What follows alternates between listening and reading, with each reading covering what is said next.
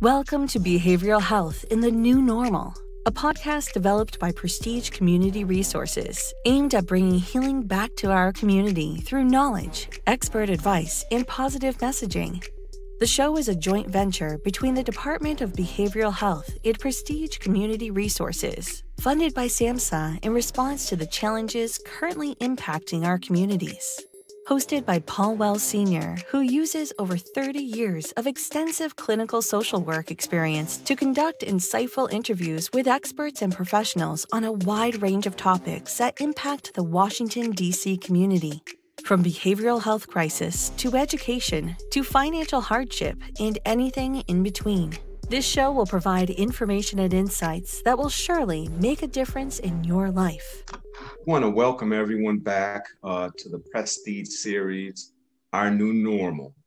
I am so excited, family, to introduce you to entrepreneur, business owner, government, who's going to give us some information about how the pandemic has impacted his professional career. Today, our guest is Walter Ficklin. Mr. Ficklin, so glad to have you, sir. It's my pleasure to be here. We're excited for you to tell your story and share experience. As you know, Prestige Community Resources is a behavioral health clinic. And so a lot of our discussion is going to focus on how the emotional reaction and our response to the stressors that have been imposed by this pandemic. It's impacted every fabric of society, every household, every person to some extent, adults and children. And this has been a series we've been running for the last actually couple of months. And we've had tremendous testimony and reports around the impact. But we also want to hear the triumph, what you've had to do to mitigate and to maneuver and modify your focus and your plan, your life plan, to accommodate our new reality. And so I want to remind the audience, this is a collaboration between Prestige Community Resources, the Department of Behavioral Health in Washington, D.C., and SAMHSA. And so we're delighted that there's been focus and interest and commitment to sharing the story of how people are overcoming the pandemic. So, Brother Walter, you know, we normally start with just introductions. You know, this is an informal kind of discussion. So can you tell us a little bit about who you are? And let's start with, where did you grow up? Where did you go to school? And how did you make it here to the DMV area? I'm originally from Cincinnati, Ohio. I come from a family of 9. I'm the 7th child. Back when I was in Cincinnati, I was a part of a youth group, and we had a meeting regarding youth. It was a big town hall meeting. We had hundreds of people from around the Cincinnati area come together and talk. And at that time, I was in high school, my last year, senior year, and I was working for HIT, Human Involvement Project, that worked with a lot of youth in Cincinnati. And so our organization sponsored the citywide program. And so after the citywide program, there were some initiatives after the workshop. And so they hired me to initiate the initiatives from the workshop. And from there, I started working with youth and met some politicians, and we developed a plan. And from there, we initiated some of the goals and took some of the youth to Chicago just to see how the different lifestyles of living and implementing things. And then from there, I saw an opportunity to leave Cincinnati. Yes. And so I was a young man, you know, I'm like, hey, I'm leaving. And back then they was talking about the Chocolate City, so I was excited. That's right. And so from there, I'm like, hey, and so I left and I came here and working on youth programs here in Ivy City. Which was a what they call now at-risk youth, and a community there that was dealing with issues in there. So, and from there, I found an employment and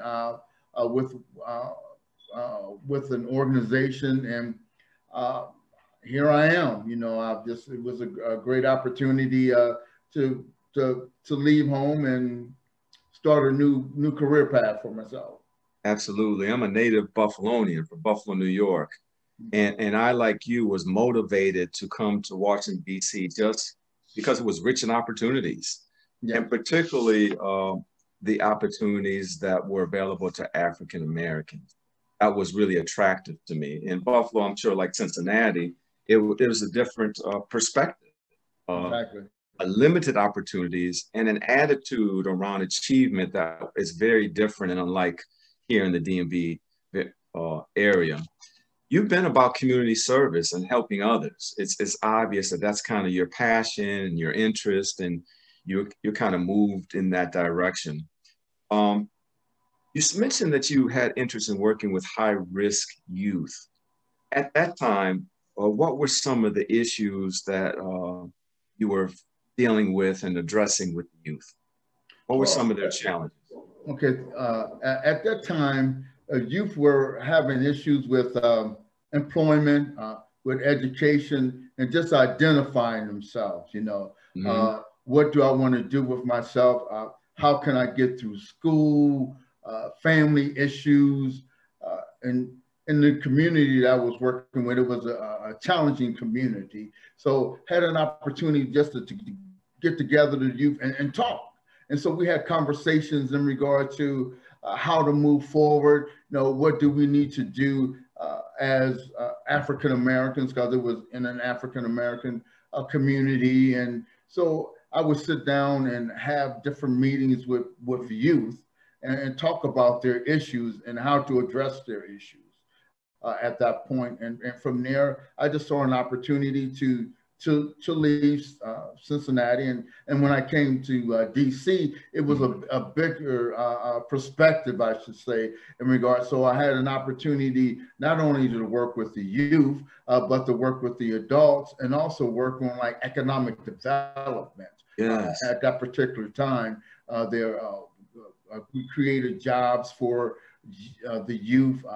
We had programs to work with at-risk youth as well as adults. So and I enjoyed the part of the economic development part there to create revenue for the city, because at that time, Ivy City was considered a very high community when it came at risk. But now, Ivy City is one of the most prestige areas in which you could live. Yeah. Out of your immediate family, and I'm talking about your family of birth, were there others in your family, siblings, parents who had similar interests and motivations in terms of a career choice? Or were you kind of built and wired a little differently? I come from when my mother was a caring mother, okay? And so she was really active in the church. She was the elder of her siblings. And so she had a heart of always caring. When there was an issue, or someone needed some place to stay, they would come to our house. And so from there, I just developed a part of caring. And my entire family have a heart of, let's look out for one another, because that's how we were reared, look out for one another, look out not only for yourself, but the community that you lived in. And so when I was young, in high school, I had an opportunity to meet the mayor of Cincinnati and the council. And so I established a relationship with them through my mentor. And my mentor helped me to establish myself and go to different meetings and gave me exposure. Yes, and absolutely. exposure, I've learned, makes all the difference in the world. And so based on my exposure, that's how I was able to get involved in regard to caring, having a heart to care for individuals. Because regardless of what your income status is, or regardless of what you do, in the end, it's all about, have I helped somebody along the way? Absolutely, absolutely. And so that's the type of background that I come from, and that's how my family members are. I hear you. You grew up in the church, and that definitely helps direct and guide some philosophy about life and how you want to approach and interact with other people. And we respect that. In fact, many of our guests most recently are pulling from that experience. So that's what kind of cultivated their interest in helping others. And it's obvious that you have the same passion and motivation. You know, when you talk about opportunities and exposure, that's so real. There's so many youth in the urban context that don't have adequate exposure to alternatives. In fact, I did my graduate work at Temple University in Philadelphia, and I lived in North Philadelphia for some time. And I was surprised to meet North Philadelphians from North Philly who actually had never even traveled downtown, been downtown in their own city. I really couldn't even imagine. I mean, they born and raised in the city and had never been downtown. How is that? Just imagine the limited exposure and the impact that has on your vision and your motivation and the opportunities that you think you may not have. So we appreciate exposure. And it's not just exposure, it's the right type of exposure. And so it sounds like you guide that experience through skill, through connections, through your network. What kind of training did you embrace to help you as you matured professionally? Oh, well, what I did is that, well, I have a degree in information technology management. And so in regard to the skills that I've obtained, as being a council member, I was a council member in the town of Bladensburg for 17 years. And so through my training as being a council member, going to annual events, participating in workshops, and having individuals and going out in the community and meeting individuals and talking about issues with individuals. As a council member, it really expanded my knowledge because I had an opportunity to actually sit down and talk with the individuals. Right. And you said something that was really profound. You know, not only if youth, but adults that live in the DMV haven't even taken advantage of the opportunities that they have. This is one of the richest cities in the United States when it comes to opportunities, when it comes to resources, but individuals need to enhance their outlook on situations. You know, I've lived here, I can't do this and I can't, and remove that mentality of I can't do, but I can do. What resources do I have available? As well as I've noticed, you know, and individuals as political leaders need to reach out more to the community. Yeah. Look at that. It's great when you come and you present, but make yourself present all the time. You know, and that's, I believe that's is making a difference. Will definitely make a difference there. But the part in regard to learning, that really gave me a great outlook. You know, and I remember when I went to college, my first psychology class. You know, they talk about, you know, Sigmund Freud and, that's right, and et cetera, you know, and so, and I've looked at individuals and applied some of that and saw, well, okay, well, this individual is dealing with low morale and et cetera. And so I've learned to be an encourager. Always give someone something positive. 4, 5, 6 things are positive. That builds up their motivations, and then gradually let them know, I like to use the word, this is just a friendly suggestion. Yeah, I like that. Yeah. The clinical perspective that I use in my work is a strength-based approach. We're going to focus on those strengths to help elevate you to the point where now you can empower yourself to incorporate and develop new skills, new attitudes, new dreams and aspirations. You're right, Brother Walter. I find that many people in the DMV don't take absolute privilege of exposure and getting involved and seeking opportunities that are available to them in this area. I wanted to mention to the audience that during your time as councilman, town council in Bladensburg, There were several accomplishments I wanted to mention. One was you were the liaison for the Bladensburg Pastoral Lay Council. You were involved in the partnership with 7 community organizations for the Toys for Tots program.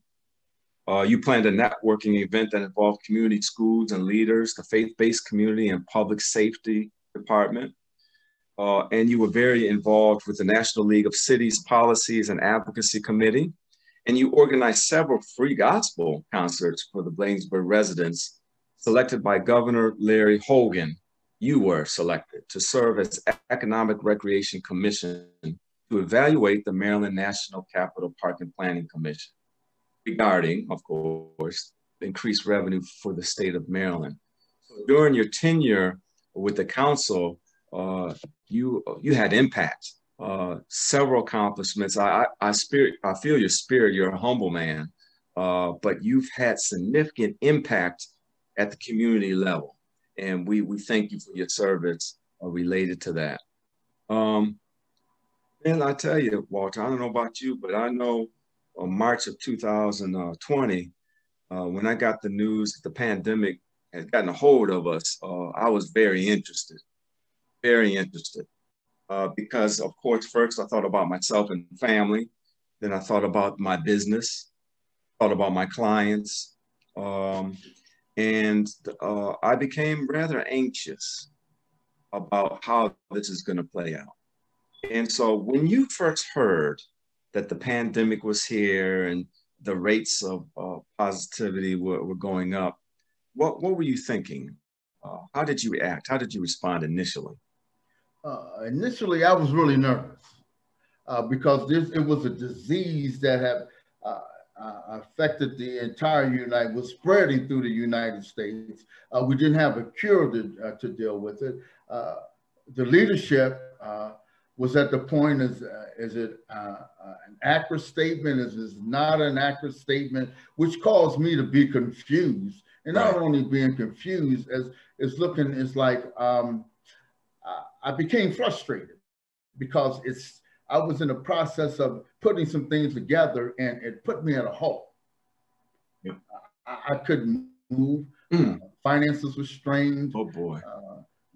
Frustration came in and it was just really challenging for me because I've never been in a situation like this, even when 9/11 came in the DMV area, it halted.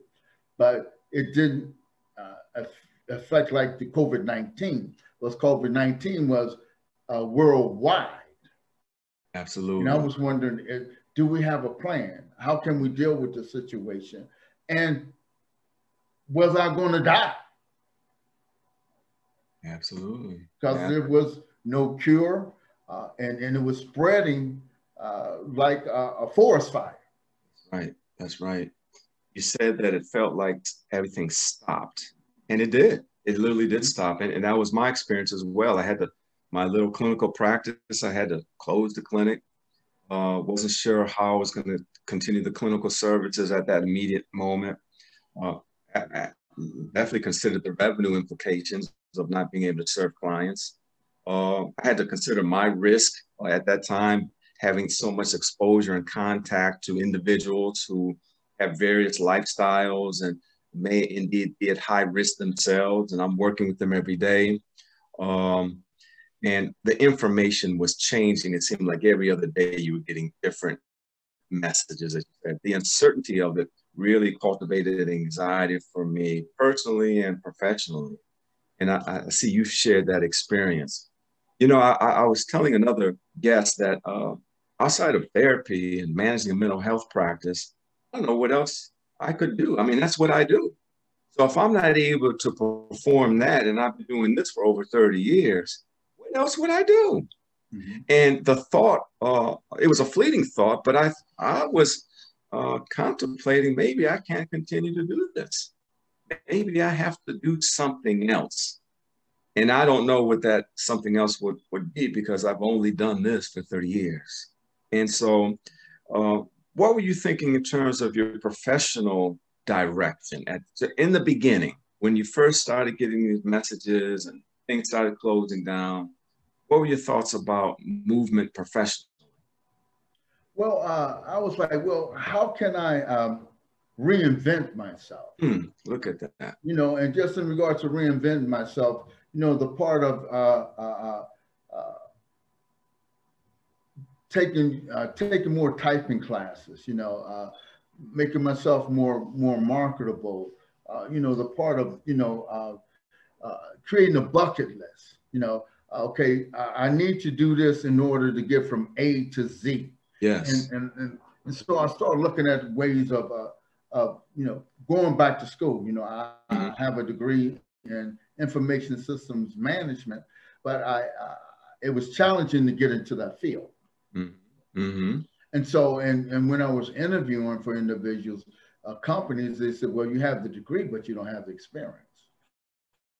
And so doing that part, I'm trying to, in the process, I'm still looking for employment to support what I'm doing. At this time, you're currently okay. Yeah, yes. And so I'm looking for an employment to support myself at this point. Also looking and going back to school, I'm interested in obtaining a AWS cloud practitioner or certificate. And that's something that Microsoft is promoting. That's how Microsoft, and that's the wave of the future. So I was like, well, at my mature age, you know, going, you know, dealing with certain situations, I'm like, hey, I have to do something because I need to have an A and B plan. Absolutely, absolutely. And so I'm having an A and B plan and searching. I'm doing my best to survive. Yeah. At this point, so I'm just keeping a positive attitude and perspective on things. You know, you talked about you had to reinvent yourself and apply some new skills and make some modifications. I too had to definitely make some modifications. You know, imagine a therapist who's used to seeing a person, in the office, in your therapy room. A clinician who's used to doing group therapy, there might be 10 or 12 people in the circle. And those opportunities are no longer available. I didn't know anything about Zoom before the pandemic. And I remember when we were getting instructions on how to set up your Zoom account, and I struggled. It took me a long time to get comfortable with it. This whole practice of telemedicine was foreign to me. I know some of my colleagues have started to implement it in their practice, but no, I was going to stick to the old school way of have them come in. I need to sit with them. I need to be around them. I need to see them. And here I go. The choice was taken away from me. I had to convert and modify the practice to now providing services through telehealth remotely. And that was challenging. It took some time to make that adjustment. And even though I made the adjustment from a technology perspective, many of my consumers and clients couldn't keep up the pace. They may not even have a laptop. They may not have access to Zoom. And so it made it difficult and challenging. So if I heard you correctly, Brother Walter, are you saying that you haven't worked since the pandemic? Have you been unemployed for this entire time? Yes, I have. Oh my goodness. And how has that impacted your mental health? Let's talk about it. Let's talk about it now. You know, at this point, it's really challenging for me in regard to what do, I'm applying for jobs. And as you alluded to, you know, Zoom it's mandatory that you become familiar with Zoom. Right. That's the way of interviewing. So I'm working on presenting myself in a more professional way, Zoom, so I could be more persuasive on the camera. Yes, that's right. It makes a difference when you sitting live. You could it's a totally different situation. But when you're looking at someone and they're in a camera, you know, they're there on the screen and you're on the other part, you can't really read them.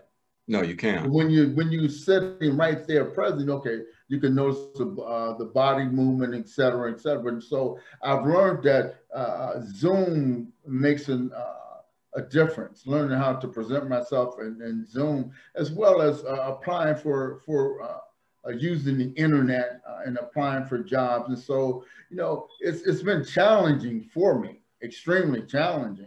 But what I do is that I get up in the morning and I go to the gym. Look at that. Come on. I go to the gym and I work out. You know, Okay.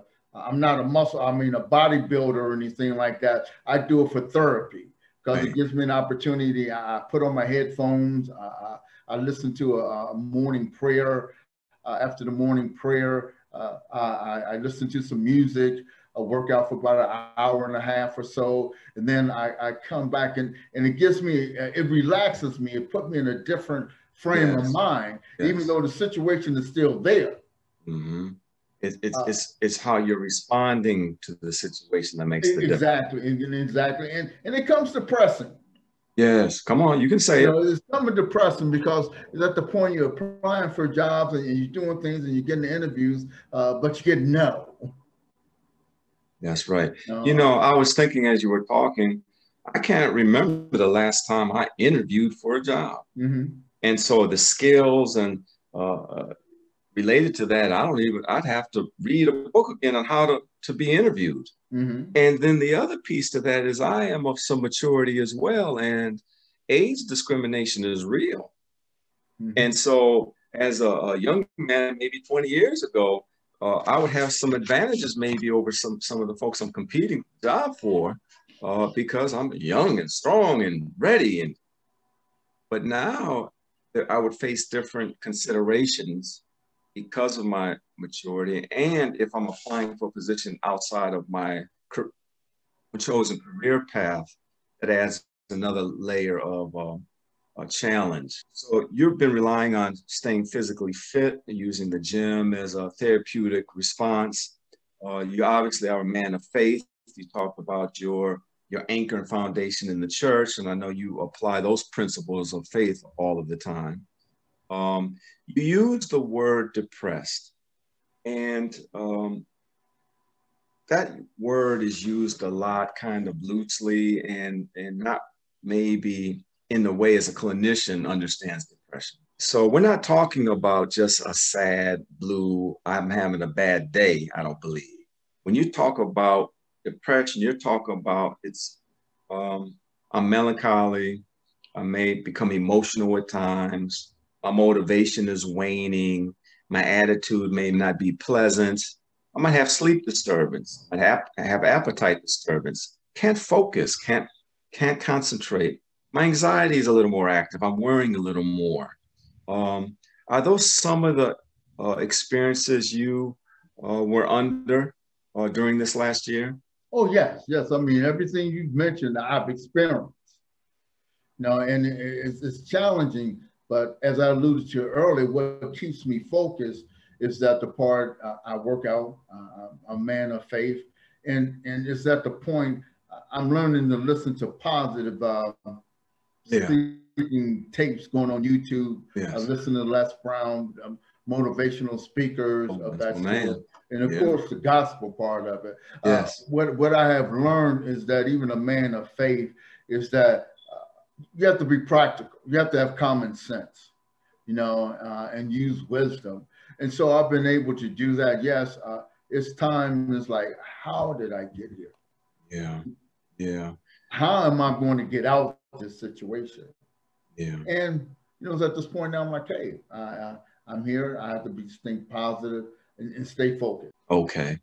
So, Brother Walter, you've shared with us your experience with rebranding yourself. And you said something that's important is you're very deliberate about a strategy, that you're not just going to be the victim of be victimized by the experience, but you're going to develop a plan, implement a strategy, and execute.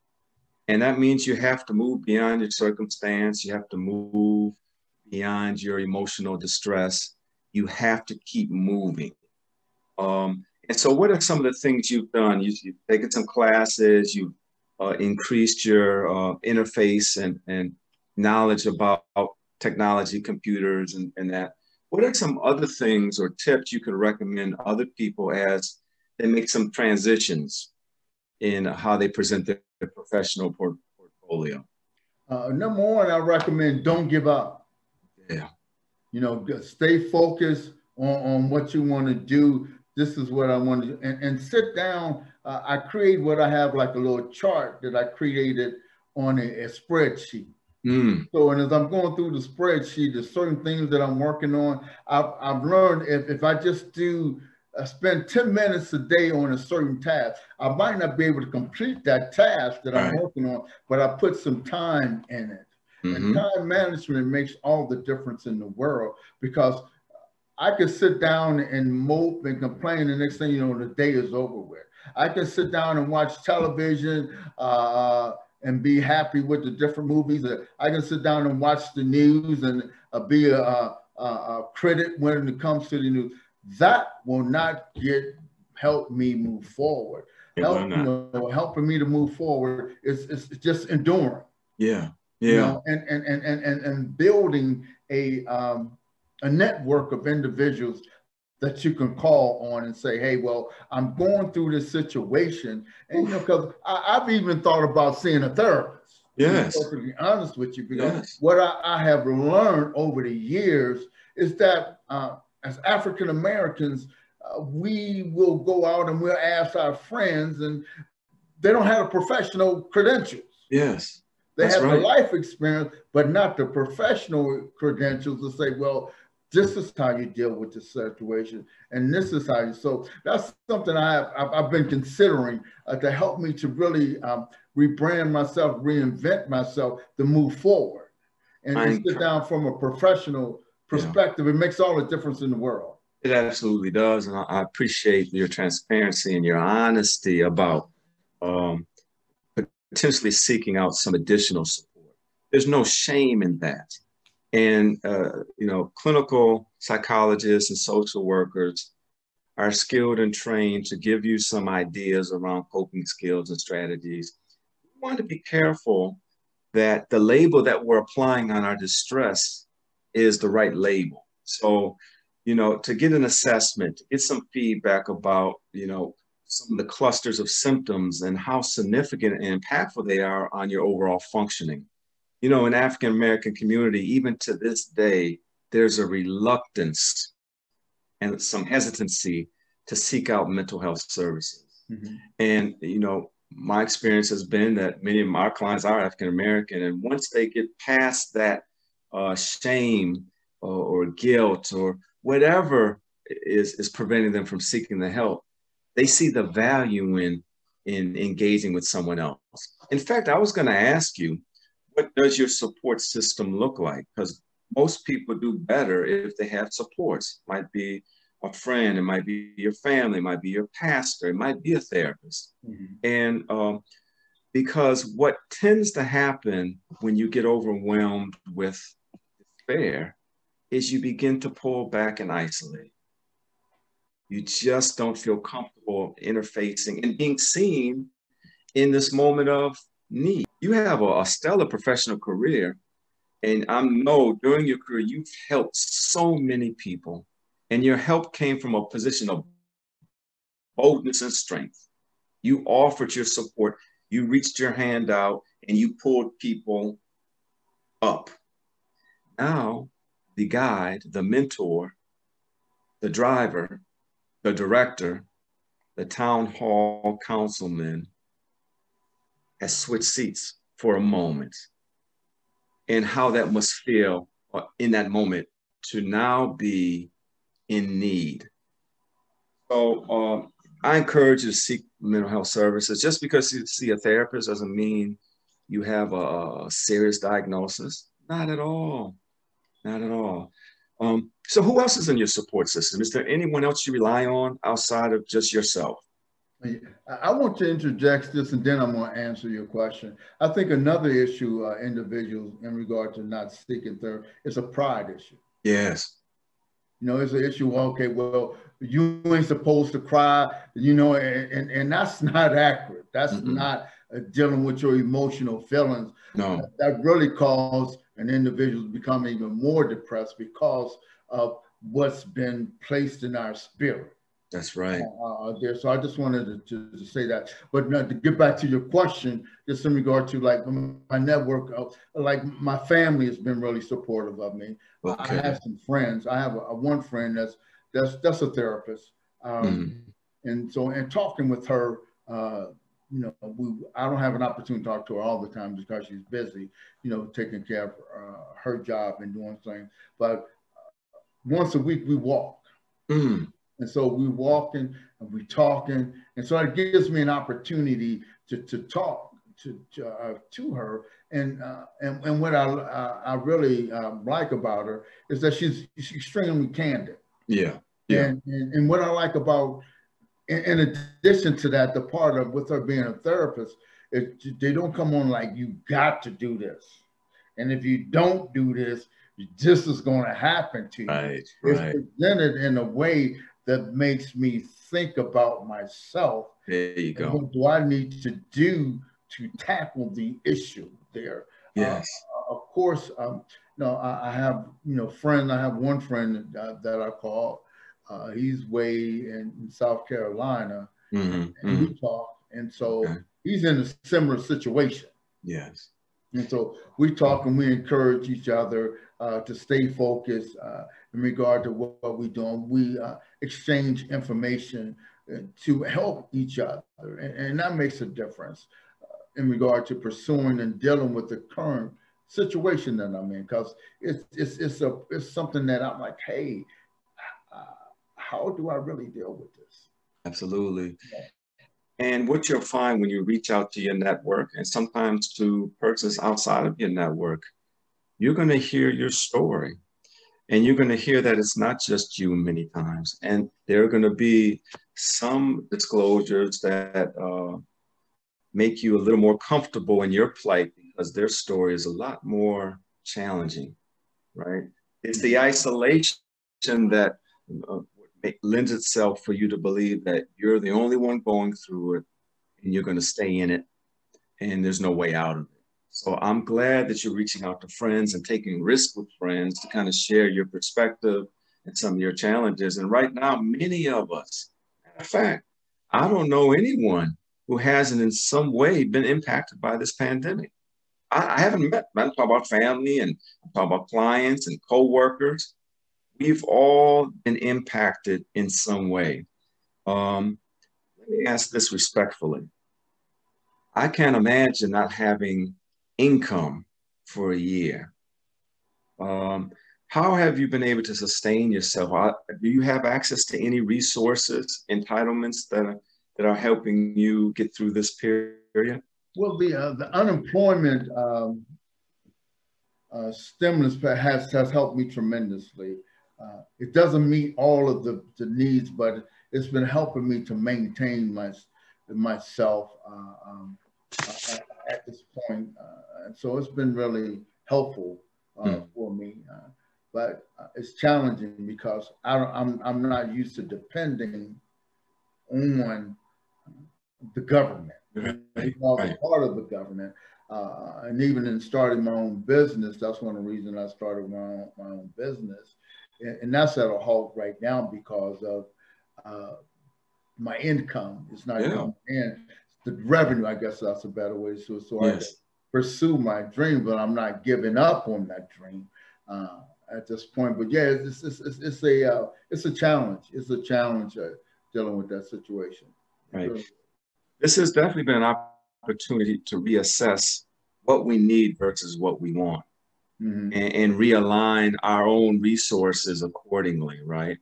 And you know, we're discovering that we maybe can live on less, and we need to protect what we have in different ways moving forward. We need to plan and prepare more for uneventful occurrences, right? But the one thing that has cultivated within me is just gratitude. That even though I'm going through it, it sure could be worse. And there are many people who are suffering a lot more as a result of this COVID-19. Imagine, and thank God, neither one of us are sick. wouldn't that just complicate the experience even more if we indeed contracted the virus and were incapacitated as a result? So just that alone gives you some appreciation for we're still in the struggle and we still have an opportunity to figure this out. And we will, you will. You have enough skill, gifts, your belief system is intact in such a way, and you're motivated not to stay here. So I'm convinced you will pull yourself out of this. I want to go back to your school and your training. And I'm assuming you're still taking some classes online. Is that what I understand? Are you still? I am. I'm being. I have to be approved for it through the DC government part. Oh, okay. Okay. So that's really been great there. So what I have been trying to is just teach myself in regard to some things. Working on Microsoft Word, playing with Zoom, and working on those skill set to help me to move forward in the future. And so I'm is at the point that I'm going with inside of myself. That's right. Okay, I appreciate that. It's challenging, but I know the survival part, that's something I have to do. Yeah. I say it's no alternative. It is an alternative not to do it. Then there's an alternative to do it. Now it's challenging at days of time to do it because I'm like, this COVID-19 is serious because it puts me at a point where individuals is that I'm isolated. Right. Because I don't want to go outside. Me neither. Me neither. It's like, okay, well, if I go outside, okay, who has the COVID? It's like, it's been times when I've been in the store, I've literally had to tell individuals to move back, to step back, but they want to pick a fight. Right. Boom, yeah. I'm like, wait, man, this COVID-19 is real. It's even when I went to vote in the election there, because I wanted to be in person to vote to make sure it was counted. And so the individual behind me was a family, a mother and a daughter. They were like less than like 18 inches away from me. Man. And so I had my mask on, my gloves, and et cetera. And I looked, I said, well, will you please step back? They said, why? I said, this is COVID-19. I said, COVID-19 is killing individuals. That's right. And so finally, the mother, she started saying something. I've learned, choose to fight your battles. And I'm not going to give her the time to argue over something I felt that was, right, protecting me. Her daughter came to her senses and said, Mom, the man is right. And so those are the things. And when you go outside and even at the gym, I found individuals pulling the mask up under their nose and et cetera. And I have to go to the director of the gym and explain to him what's going on, look, such and such a person. But this isolation situation, it comes a challenge because it's like, I'm used to interacting with individuals. Right. But at this point, I'm leery of interacting with individuals because I don't want to catch the COVID-19. Oh, absolutely not. This experience has definitely induced paranoia. It's created what we would call a hypervigilant. We're on a constant state of alertness, which is taxing physically, right? Because you're always alert. You're very, very aware. All of your, and you're committing a lot of energy and strength to that, just to that. And so I, like you, I'm very careful around my movements. I feel very isolated. We're doing telehealth, but I'm doing it from my home office. And pretty much I haven't been in my house like this ever, never. And I'm a social being like you. I'm normally around, I like to be out and amongst the people. I like to be in the community. And so this has been very daunting. Now I am looking at people suspiciously, right? How close are you getting? Do you have your mask on? Why are you talking without your mask on? And so I feel you. I still wear gloves and a mask going to the grocery store. I sure do have my gloves on. And people look at me kind of, you know, what's wrong with him? That's okay. That's all right. Look at me all you want, but I got these gloves on because I just want to be safe for me and my family. So what's next for you, do you think? I know you're throwing out your resume and you're interviewing.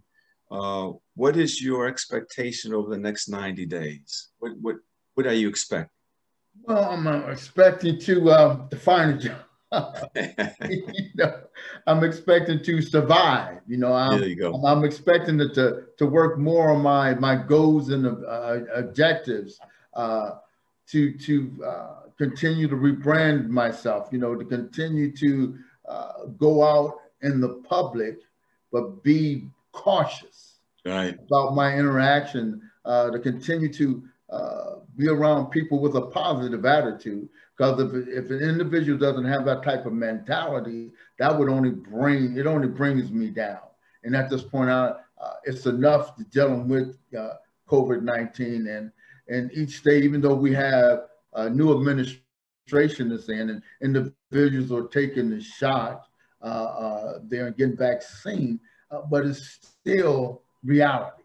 Yeah, absolutely. Absolutely. Reality that you can go outside and contract COVID-19 and within 30 days or within 2 weeks, you're no longer here. Yeah. I've lost friends, I've lost families to this virus, so it's very real to me. And we've lost clients who, you know, we've had long-term therapeutic relationships with. So it's very real to me. I'm not going to minimize this at all. And because we're in the healthcare field, we have more direct access to the impact and the consequence of this virus. I mean, maybe there are some people who don't know anyone who's gotten sick or doesn't know someone who's lost their life as a result, but that's not my story. My story, I've lost loved ones, clients to this disease. So it's gotten my respect and it's definitely gotten my attention. So what would you say to someone who's sitting in a similar posture as you right now? They're unemployed, they're somewhat isolated, they have their resources are limited and very carefully managed. And they've been in this posture now for 6 months, 7 months, 8 months. Is there anything you can say to encourage them? Because they may not be at a state of health as you are, with a perspective as yours. What would you say to someone whose forecast is kind of they're just not optimistic? What can you say to them? Number one, I would say to them, you know, once again, be encouraged, but also take the pride away. If you need some help, I need help. You know, if you need to apply for food stamps, apply for food stamps, because if you're working, I see it as a way I'm just being reciprocated for my tax dollars. All of those years, sure. Exactly. You know, if I need to apply for insurance, not insurance, but the plans when it comes to utilities, apply for it. You know, if I need to tell my creditors I'm dealing with a situation now, what can you do to help me? I've been with you for X amount of years. This is not my pattern.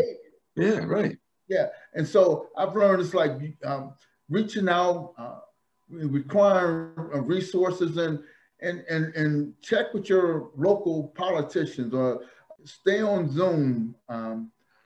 Go to the mayor's website. Go to if you're living in Maryland, you know, go to the county executive website. Gain those resources. If help, and keep a positive attitude, because it's not easy. No. Yeah, it's times when I'm like, do I have to get up? Yep, that's real. Yeah, do I have to get up? And I'm like, I need to get up. It's like this morning, it was challenging for me to get up to go to the gym. Yes, sir. Yes, sir. It was extreme. I'm like, hey, I don't want to keep this mindset. it's only temporarily. An individual has to realize it's temporary. But what I've learned is only a season. Come on. And seasons change. They do. You know, and so as you're going through the season, just stay focused and be encouraged in regard to what you need to do. Yes. Yeah, it's you know, it's truly a mindset, a situation you're not being used to being in. You could go outside and contract COVID. You know, you could just even in the gym with certain situations, but have a mindset. And this is not to say that selfish, but one thing my mother told me before she went out, you must take care of yourself first. Yeah, look at that. Before you can take care of anyone else around you. So if you're not taking care of yourself, how can you help someone else? Well said. I appreciate your confidence and your trust in this podcast and the boldness with which you joined us to share your story. I imagine you considered implications of you sharing your story because you know your constituents, former constituents might be watching. Your colleagues may hear this podcast at some point, and I'm not sure what they would think of that. However, your boldness and the challenge inherent in that has afforded an opportunity for other people to glean some hope and to be encouraged and to recognize that this circumstance can happen to anyone. And it's not something you did. Mm-hmm. And it's not the result of something you didn't do. Right? All of this was out of our control. And we need to put it in that category for sure. We need to make sure it stays in that category that it's not something I did, something I failed to do. This was a that resulted in me having to make some adjustments. You said it. You have to make a decision. You can make a decision to stay in bed and be compromised. You can make that decision. Or you can make the decision to get up one day at a time until the relief is achieved and success is realized. So I'll say this to you, Brother Walter, even though maybe some days you don't feel powerful, I would describe your wherewithal as very powerful. And your boldness and agreement to be even on this podcast is, represents that. Did you think it risky to share your story today? And did you consider what that might mean for the people who know you? Yeah, well, first I was going through the process. Well, it might be embarrassing to me. I'm not used to being in this situation, but I thought about it. I said, it's not really about me. It's about the other individuals that are out there that need hope. Mm-hmm. I'm not perfect. I have my issues, but I wanted to let individuals know that, hey, regardless of what your status has been, I've had an opportunity. I've traveled internationally, spoke with individuals, and I've had an opportunity to be in rooms with multimillionaires and people of wealth, and the exposure has been phenomenal. Look at that. And it's great. Look at that. But I just want to let anyone know is that, hey, regardless of what your circumstances might be, what you used to be, but now it's at a point, it's like sharing your story. Yeah, look at that. Yeah, it's like, hey, yeah, this is me. I've been, I have the exposure. I've done certain things, but now I'm in a situation in which I've never been in. I don't know how I'm going to make it, but I know I have faith, and I have to put myself in a position to not let situations tear my spirit man down. Look at that. Yes, sir. I couldn't have said that any better. Matter of fact, I might take some of that and use it in a group therapy session if you let me borrow some of your advice and suggestions. Mm-hmm. The mindset is an attitude. And, if you live long enough, and I think I have, you're going to have moments of challenge. That's just the fabric of life. One moment you can be on top, and the very next day be in a very different circumstance. You have to learn how to survive those dips in life and to extract some value out of that as you pull yourself back up to your divine position, your divine position. Mr. Ficklin, Walter Ficklin, I've appreciated this time. This is a very natural conversation for me. I feel like I know you, brother. And now that we've been introduced, be assured you're a part of our family. And, you know, we're always here for you, for conversation, for thoughts. I wanted to make sure your contact information is shared because I'm expecting that someone in our audience is going to reach out to you. And I'm believing they're going to reach out to you today with some opportunity that maybe you didn't even realize would be available just as a result of this discussion. So where can someone reach you and make you that offer? My cell phone number is area code 301-792-8199. Okay. My email address is Ficklin, F as in Frank, I as in I, C as in K, K as in kind, L as in love, I as in ice, N as in nice, Walter. So it's my name reverse. Ficklin Walter, yes, sir. Exactly. At gmail.com. At Gmail. FicklinWalter@gmail.com. Exactly. Okay. And phone number is 301-792-8199.